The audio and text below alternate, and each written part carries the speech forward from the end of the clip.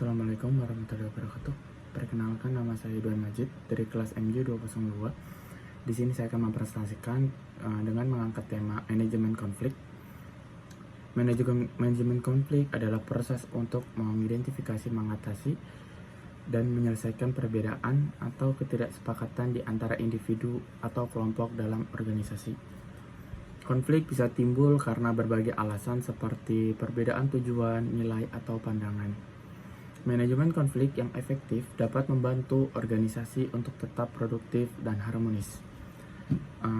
Pengertian konflik. Konflik adalah ketidaksepakatan atau perbedaan pendapat antara dua pihak atau lebih yang dapat mengakibatkan ketegangan atau ketidaknyamanan.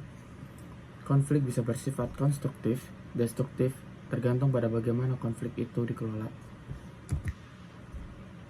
Jenis-jenis konflik yang pertama yaitu ada konflik interpersonal, yaitu terjadi antara individu dalam organisasi, seringkali disebabkan perbedaan kepribadian, nilai, dan tujuan. Lalu ada konflik intragrup, terjadi di dalam satu kelompok atau tim, biasanya disebabkan oleh perbedaan pendapat atau persaingan untuk mencapai suatu tujuan kelompok.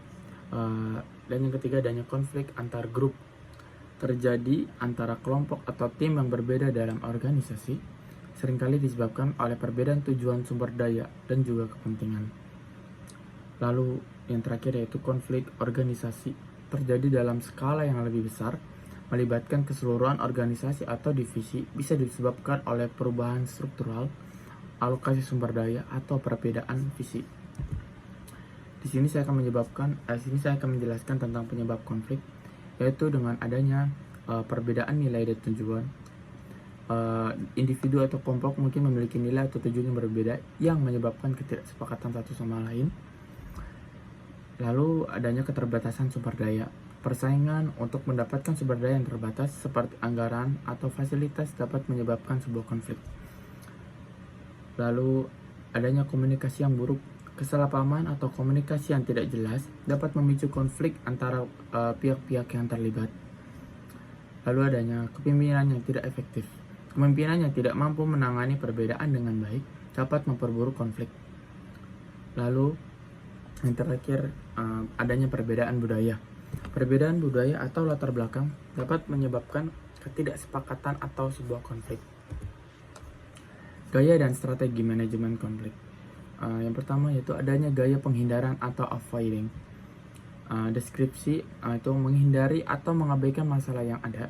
Yang kedua, kapan digunakan ketika konflik dianggap tidak penting atau tidak mendesak, atau ketika penyelesaian konflik bisa menyebabkan kerugian yang bisa lebih besar. Yang ketiga, kelebihannya yaitu bisa mengurangi ketegangan sementara. Dan kekurangan dari ini adalah masalah tetap ada dan bisa memperburuk jika tidak segera langsung ditangani. Lalu dengan adanya gaya penyesuaian atau accommodating, deskripsinya itu mengutamakan kebutuhan dan keinginan pihak lain daripada kebutuhan sendiri. Kapan digunakan yaitu ketika mempertahankan hubungan lebih penting daripada menyelesaikan konflik, atau ke pihak lain memiliki pandangan yang lebih valid. Kelebihannya yaitu memelihara hubungan yang baik. Dan yang ketiga yaitu kekurangannya, pihak sendiri mungkin merasa diabaikan atau tidak puas akan keputusan tersebut. Lalu adanya gaya persaingan atau competing. Deskripsinya itu mengutamakan kepentingan sendiri dengan mengabaikan kepentingan pihak lain. Kapan digunakan yaitu dalam situasi darurat atau keputusan yang penting harus diambil dengan cepat.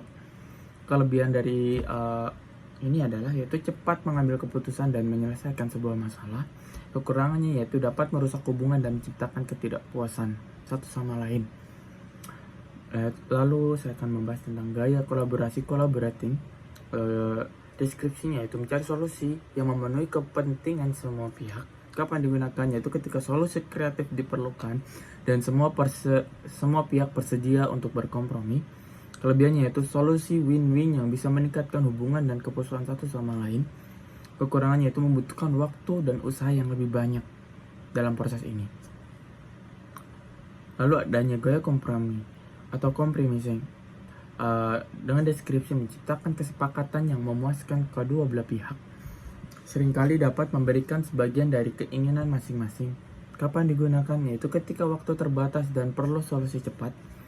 atau ketika kedua belah pihak tidak bisa mencapai kesepakatan penuh. Kelebihannya yaitu memungkinkan penyelesaian cepat dan adil. Kekurangannya, solusi mungkin tidak sepenuhnya memuaskan semua pihak.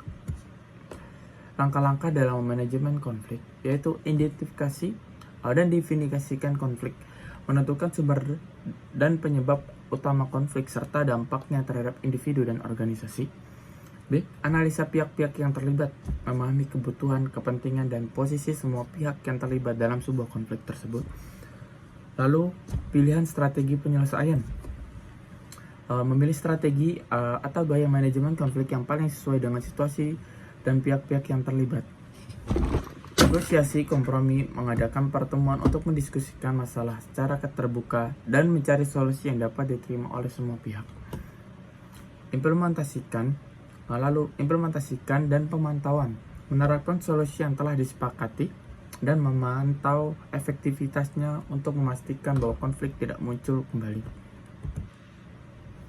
Keterampilan dalam manajemen konflik yaitu dengan adanya komunikasi yang efektif, kemampuan untuk menyampaikan dan menerima informasi dengan jelas dan terbuka, lalu kemampuan mendengarkan secara aktif dan empati untuk memahami perspektif pihak lain, lalu adanya keterampilan negosiasi, kemampuan untuk mencari solusi yang memuaskan semua pihak melalui diskusi dan kompromi, lalu adanya kemampuan analisis masalah, mampu menganalisis penyebab konflik dan dampaknya untuk menemukan solusi yang efektif. Lalu adanya kepemimpinan dan manajemen emosi, memimpin proses menyelesaikan konflik dan mengelola emosi agar tetap konstruktif. Manajemen konflik yang efektif tidak hanya dapat menyelesaikan masalah yang ada, tetapi juga meningkatkan hubungan antara individu dan kelompok dalam organisasi dengan memahami menerapkan berbagai gaya dan strategi manajemen konflik. Pemimpin dan anggota tim dapat menciptakan lingkungan kerja yang lebih harmonis dan juga produktif. Sekian dari saya presentasinya. Mohon maaf apabila ada kekurangan. Wassalamualaikum warahmatullahi wabarakatuh.